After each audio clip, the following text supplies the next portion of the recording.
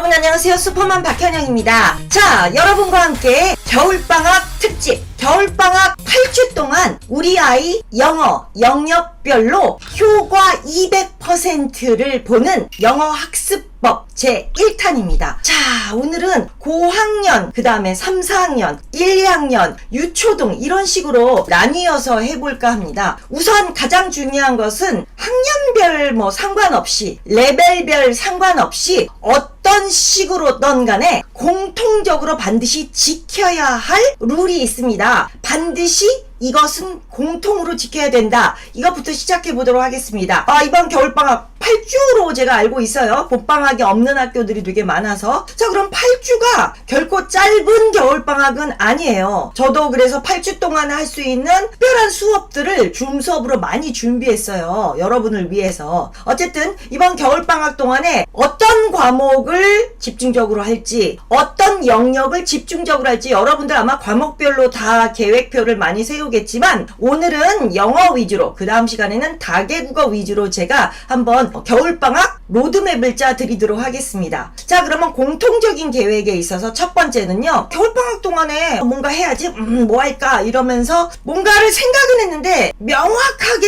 아주 선명하게 구체적으로 잘 짜지 못하시는 분들이 많아요. 팁을 드리자면 일단 세 영역으로 나누어 보세요. 듣기, 말하기, 읽기, 쓰기 4대 영역으로 나눈 다음에 그 각 영역별로 우리가 계획표를 짜야 돼요. 그렇지 않고 그냥 리딩도 하고 아이랑 코스부 풀고 이렇게 좀 보내다가 끝나지 하면 어떻게 되냐? 8주 지나면 뭔가 하긴 했는데 제대로 어떤 딱 눈에 보이는 선명한 성과물이 없는 거예요. 그리고 굉장히 8주 동안 달린 것 같은데 막상 시간은 8주는 금세 뚝딱 지나가고 내가 한 게 별로 없어 보여. 그리고 8주간 했긴 했는데 여전히 불안하고 뭔가 부족해 보이는 거. 바로 이런 일들이 많이 생기게 돼요. 8주 계획에서 1, 2주가 왜 필요하냐? 첫 번째 주는 굉장히 빡센 계획을 세우다가 다들 많이 망가져요. 계획만큼 이게 달성을 못하면 빨리 잽싸게 첫 주만에 반성하고 계획을 수정해야 되거든요. 리더스북을 하루에 10권씩 읽기를 했는데 아이고 역시 안 되겠다. 한 3권만 읽자. 미국 교과서를 10페이지씩 풀기를 했는데 2페이지만 풀자.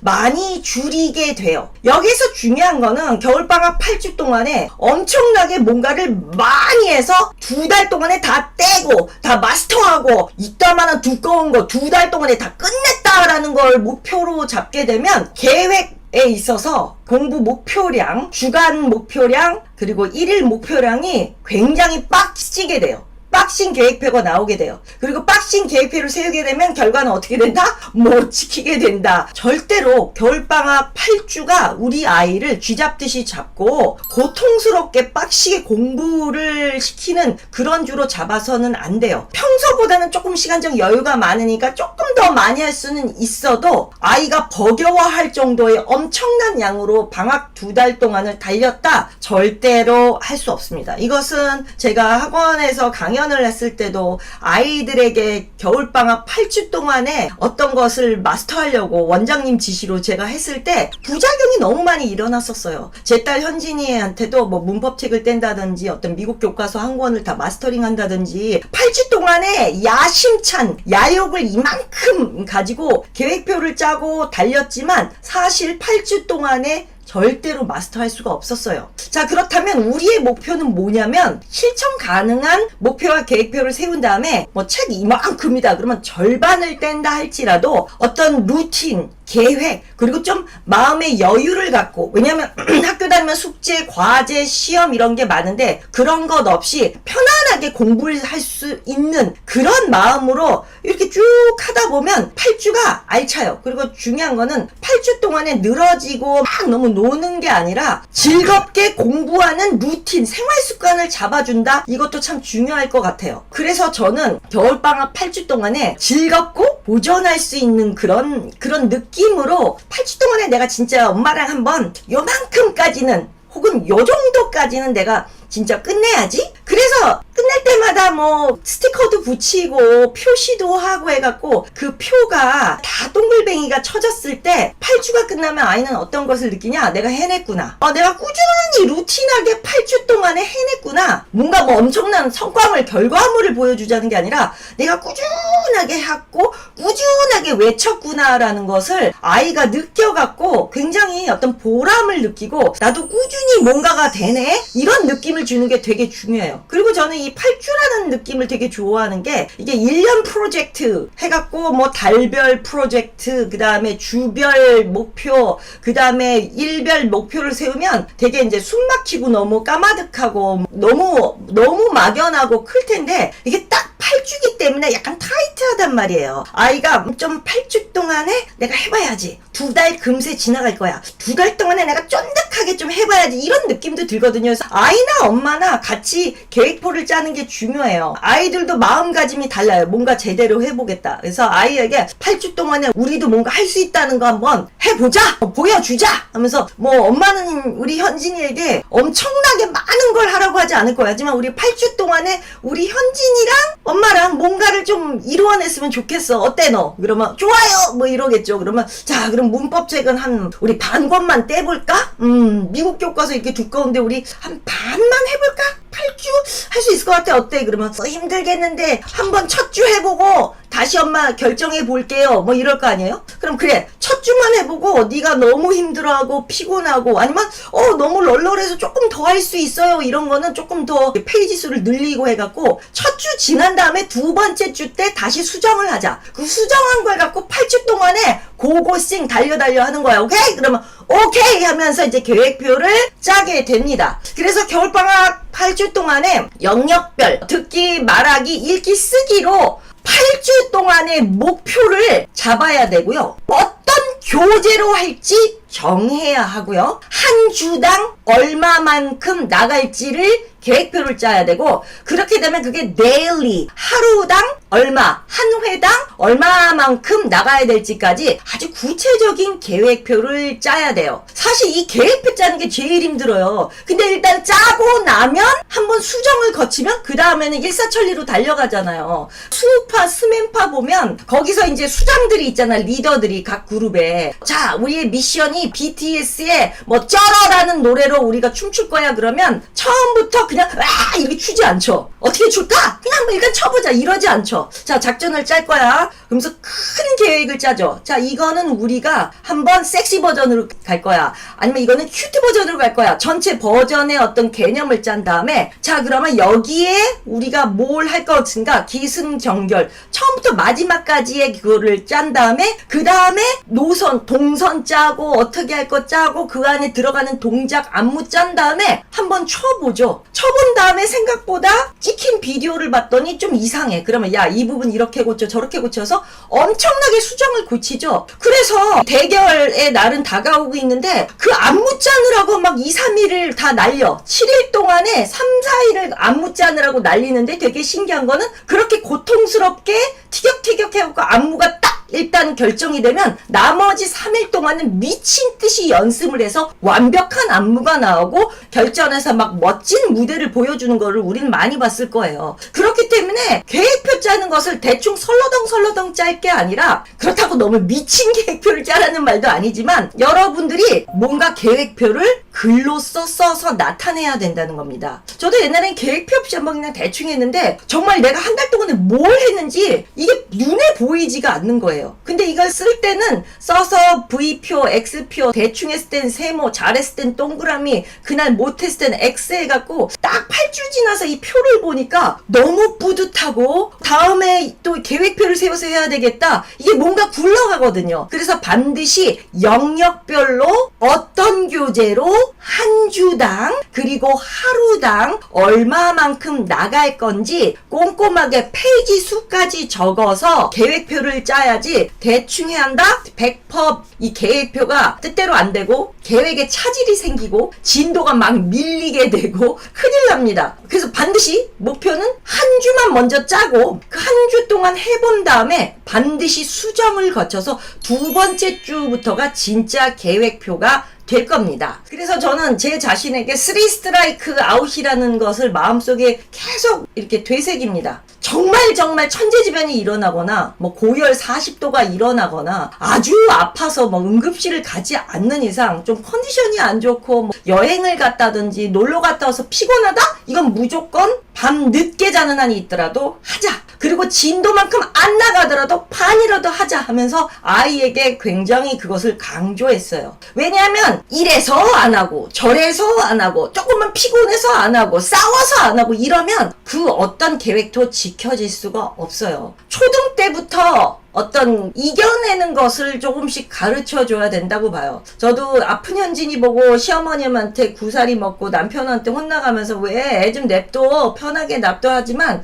그거 세워라 내워라 다 봐줬더니 8주 끝나고 나서 뭐 한 게 없어요. 어느 날은 필 받아서 이만큼 했다, 어느 날은 아예 일주일 내내 안 했다, 망가진단 말이에요. 그래서 반드시 루틴은 여러분들 8주 동안의 각 장르별 목표, 주 단위 목표, 일 단위 목표, 그리고 시간표 목표를 짜야 되고요. 영역별로 이제 하되 영역별이 듣기가 있다. 그럼 듣기에 내가 어떤 책을 할 건가? 8주면 듣기 한 권의 책 갖고 내가 8주를 완전 뽕빠를 낼 것인가? 아니면 듣기가 요 책도 좋고 뭐 happy listening, 뭐 smile listening, 뭐 smart listening, 우리 공동구매한 책 중에서 아마 리스닝 책이 되게 많은데 그거 한 과씩 풀겠다? 이래도 되고, 아 그러면 스마일 리스닝 하나, 그 다음에 또 다른 교재의 리스닝 한과. 그래서 듣기를 일주일에 4일을 한다. 그러면 이틀은 A라는 출판사의 듣기, 또 다른 이틀은 B라는 출판사의 듣기를 하겠다. 그러면 듣기 한과 하는데 한 10분 정도 걸리거든요. 왜냐면 듣기가 이 초등 버전들이 그렇게 막 미치도록 어렵지가 않아요.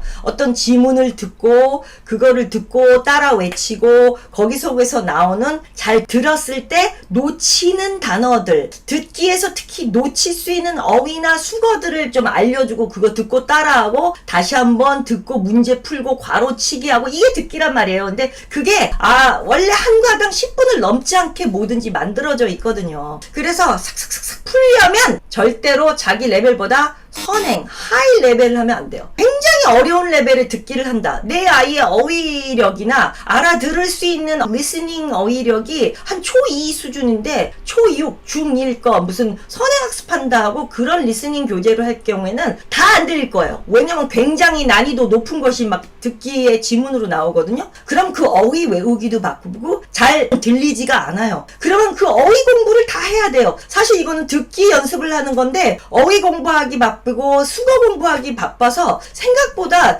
듣기가 8주 동안에 굉장히 막 바둥바둥 하면서 나가는 그런 사태가 발생하거든요. 그래서 제일 좋은 거는 듣기는 자기 레벨에 맞는 거. 자기 레벨에 맞는 거는 그럼 어떻게 알아요? 흔히 듣기 교재가 이렇게 레벨 1, 2, 3로 나뉘어져 있어요. 그럼 레벨 1은 7, 8, 9세, 레벨 2는 8, 9, 10세, 레벨 3는 9, 10, 11, 12세 뭐 이런 식으로 해갖고 초급, 중급, 고급으로 나뉘어져 있거든요. 내가 만약에 중급을 했는데 너무 어려워한다. 그럼 초급하면 되는 거고, 초급을 하려고 봤더니 내 리스닝 실력이 너무 좋아. 다 쉽게 느껴지고 다 풀어. 그러면 중급을 하면 되는 거예요. 자기 레벨에 맞는 리스닝 교재를 한 2종류 갖고 해도 되고, 그냥 내가 이 리스닝 교재 마스터링 하는 거에 올인하겠다 그러면 뭐 한 권 갖고 쫙 돼야 되는데 8주 동안에 대부분이 한 권을 마스터하는 친구들도 있고 2종류의 회사 걸로 8주 동안에 같이 나가는 경우의 사람들도 되게 많아요. 근데 저는 항상 이 교재들을 이렇게 공동구매하고 소개를 하다 보면 똑같은 레벨 1인데도 어떤 출판사는 조금 빡시고 어렵게 나오고 어떤 출판사는 레벨 1을 완전 쉽고 즐겁고 친절하게 나오는 데가 있어요. 근데 둘 다 맞아요. 왜냐하면 레벨 1을 좀 빡신 시각에서 만들었고 이쪽에서는 아주 쉬운 시각에서 만들었는데 늘 쉬운 것만 가지고 할 수는 없거든요. 그러다가 어려운 거 만나면 깨갱 할 수 있으니까 약간 빡신 것도 만나고 그래서 같은 레벨 1의 두 가지를 8주 동안에 하는 게 낫지 8주 동안에 레벨 1 4주 만에 다 끝내버리고 레벨 2를 올라가는 것은 비추입니다. 레벨 1 그 다음에 빨리 또 그 다음에 레벨 2를 푼다는 것보다는 똑같은 레벨 1이라도 여러 출판사가 있지 않겠습니까? 제가 말하는 와이드 같은 레벨의 다른 출판사들 것을 여기저기 옆으로 와이드 수평으로 계속 확장해 나가갖고 다양하게 접하고 해보고 경험해서 풀어보는 게 되게 중요해요. 왜냐하면 출판사들마다 내는 문제 유형이라든지 패턴이라든지 어휘의 수준이라든지 이게 듣기 지문이라든지 성우의 목소리, 성우의 스피드도 다 다르거든요. 그래서 다양한 맛을 레벨 1에 듣기에서 보는 게 굉장히 좋을 것 같습니다. 맥시멈 2종 아니면 미니멈 1종류의 교재들을 각 영역별로 이렇게 준비를 8주 동안에 해 두시면 좋을 겁니다. 또 말하기 교재 같은 것도 마찬가지입니다. 내가 화상영어를 한다, 줌 수업을 한다, 스피킹으로 뭘 한다 이런 게 되게 많아요. 그래서 화상영어는 이제 조심하셔야 될 게 이제 필리핀 분들은 많이 조심하셔야 되고요. 뭐 러시아, 뭐 구라파 이런 쪽 사람들도 화상영어의 강사로 요즘 많이 나오는데 그건 상당히 조심하라 이런 얘기를 하고 싶고요. 어떤 커리큘럼이 안 정해진 상태에서 대충 alright, what are you doing 이러면서 그냥 아이랑 2-30분 수업하는 화상회화는 많이 지양했으면 좋겠어요. 저는 옛날에 엠스터디라는 이랜드가 다 투자하고 이랜드가 만든 그 화상영어 업체가 있었어요. 그 업체의 총 커리큘럼을 만드는 디렉터 그리고 거기에 모델 그리고 거기에서 특강 그리고 강사를 트레이닝하는 트레이닝 감독까지 해갖고 굉장히 큰 계약금을 받고 한 3년 동안 일을 했는데 처음에 16개밖에 안 되던 지점이 전국에 1680개인가? 굉장히 많이 늘었어요. 그게 왜 그랬냐면 저는 발음 나쁜 필리핀 강사들 다 쫓아냈어요. 근데 되게 신기한 게 백인이 그 당시는 너무 섭외가 힘들고 쉽게 그만두더라고요. 그리고 약속을 잘 안 지켜서 그게 외국에 알아서 줌으로 한다? 그건 있을 수 없어요. 그래서 한국 사람들이 센터를 아예 빌딩을 짓고 그 나라에 가서 관리 감독을 하는 시스템이더라고요. 필리핀에 가서 아예 빌딩을 임대하거나 지어서 거기서 관리 감독을 해요. 그래서 이만한 칸막이 다 되고 그 필리핀 강사들이 이제 말을 하는 그런 시스템이더라고요. 그런데 참 외국 뭐 북미권도 마찬가지고 필리핀계도 마찬가지고 수많은 화상업체들의 공통점이 뭐냐면 책임감이 없이 그냥 툭 하면 그만두고 돈 더 주는 대로 빨리 가고 이게 1년 이상 하는 강사를 찾는다는 건 하늘의 별따기였고요. 두 번째, 진심으로 준비하고 수업을 준비하고 가르치는 선생을 찾는 것도 하늘의 별따기였어요. 저희 중강사님들 보면 여러분들 다를 거예요. 계속 어떤 진도를 빼고 그걸 다 PPT 프롬프터를 만들고 진짜 다 최고의 명강사들이잖아요. 그건 뒤에서 트레이닝을 하기 때문입니다. 그렇지 않으면 안 돼요. 그래서 저희 줌 수업을 하건 화상회화를 하던 간에 발음이 좋은 필리핀을 하건 어딜 하던 간에 굉장히 영어식 발음으로 제대로 된 발음을 한 강사님 찾는 게 중요하겠고 아니면 저희 줌 수업을 하셔도 좋고요. 저희 줌 수업도 겨울방학 특강들이 되게 많이 나오거든요. 그리고 두 번째는 반드시 회화 연습을 해야 되는데 많은 사람들이 착각을 하는 게 회화가 꼭 원어민하고 막 이렇게 대화를 나눠야 빵 터진다고 생각을 해요. 제가 이제 곧 나오는 엄마표 영어책 읽기 하루 15분 엄마표 영어책 읽기의 힘이라는 책이 12월 말에 나오는데 그 책에서 강조하는 말이 있어요. 우리는 잘못 알고 있는 게 회화가 그냥 말 연습을 하고 외국 사람하고만 만나면 그냥 회화가 빵 터진다고 생각하지만 회화가 터지는 데는 3가지 요소가 필요해요. 첫 번째는 어휘력이 풍요로워야 된다. 그 어휘력은 어디서 나타나냐? 수많은 리더스북을 통해서 나타나요. 그냥 절대 나타나지가 않아요. 유기견을 길거리에서 발견했어. 그 유기견을 구해주고 싶어. 이 말을 영어로 하고 싶은데 유기견, stray dog이라는 말이 생각이 안 나고 구해주다 그랬더니 save밖에 생각이 안 나는 거예요. 그럴 때 무조건 rescue라는 단어를 많이 써야 되는데 rescue라는 단어를 모를 때는 난 말은 하고 있어. 근데 영어가 찐 영어가 아닌 거죠. 그거는 회화력이라고 말할 수가 없어요. 대부분의 이제 회화 수업을 할 때 저희가 그래서 어떤 교재를 가지고 하는 이유가 스피킹은 무조건 교재가 있어야 되고 가이드라인으로 반드시 해당 주제에서 많이 쓰이는 적재적소의 회화와 어휘와 프레이즈, 수거를 엄청나게 연습시킨 다음에 그 다음에 어떤 패턴 뼈다귀 문장을 들여서 그 말을 연습을 하게 한 다음에 그것을 거치고 나면 진짜 그 해당 상황이 나면 그 어휘와 그 패턴과 그 뼈다귀 이게 탁 튀어나오는 거지 갑작스럽게 I found a stray dog on the street I had to rescue 이게 안 나와요. 보면 엄마들이 볼 땐 흐뭇할 때가 책가 있어. I saw a homeless dog. So I wanted to save him. 이러면 우리 아이가 영어 잘하네 이러지만 그거는 회화가 아니에요. 전 항상 말하는 게 있어요. 줌 수업이나 화상회화 수업을 할 때는 반드시 회화 전문 교재를 가지고 회화 연습을 하라고 얘기를 하고요. 항상 책은 너무 많이 사서 어쩜 좋아라고 말하지만 저는 항상 그래요. 이 세상에 그 어떤 책도 도움이 안 될 책은 없다. 네가 죽을 때까지 살아가면서 이 책 저 책에서 읽은 그 수많은 지식들은 반드시 글로써 또는 말로써 튀어나오게 된다라는 말을 굉장히 많이 합니다. 그 말로써 튀어나오게 된다는 것은 단 조건이 하나 있죠. 전제 조건이. 바로 여러분들이 정말 엄청나게 많이 큰 소리로 읽는다는 전제하에, 모든 책을 소리내어 읽는다는 전제하에, 그것이 내가 소리내어 읽을 때마다 목젖 움직이고 입 근육을 움직이고 할 때마다 기억이 나서 말하게 된다. 이것은 우리의 운동신경하고 똑같습니다. 운동신경은 자동 반사 반응을 해요. 그래서 자전거를 만약에 한 4, 5년 탔다. 그리고 한 10년, 20년 안 타도 커서 자전거를 다 탈 줄 알아요. 수영을 초등학교 때 3, 4년 배웠다. 근데 수영장을 5, 6년 안 갔어도 어느 날 청소년이 고등학생이 돼서 물에 확 밀어도 수영을 할 줄 압니다. 왜? 3, 4, 5년 때 배웠던 수영의 그 기본 가다가 있기 때문에. 그래서 리딩이라는 건 전 그렇게 생각해요. 리딩, 그리고 체육, 예체능, 어떤 음악이라든지 운동이라든지 스피킹 같은 것도 마찬가지예요. 목젖을 움직이고 입술 근육을 움직이고 턱 근육을 움직여서 이 말을 하는 것은 운동이거든요. 이것이 구구단하고 똑같아요. 구구단을 평생 눈으로만 익혔다면 죽었다 깨어나도 구구단은 못 외웁니다. 근데 우리가 구구단을 외우는 거는 입 근육을 움직여서 운동처럼 외웠기 때문에 입툭튀 자동 발사 뿡이 되는 거예요. 그래서 마찬가지로 여러분들이 스피킹을 잘하려면 참 많은 책들을 리더스로 만나서 큰 소리 내어서 읽어야 됩니다. 적절한 소리 내어서 읽어지 큰 소리로 악을 질러대서 읽으라는 건 아닙니다. 그렇게 읽었던 것들이 자꾸 이 책 저 책에서 자주 등장하고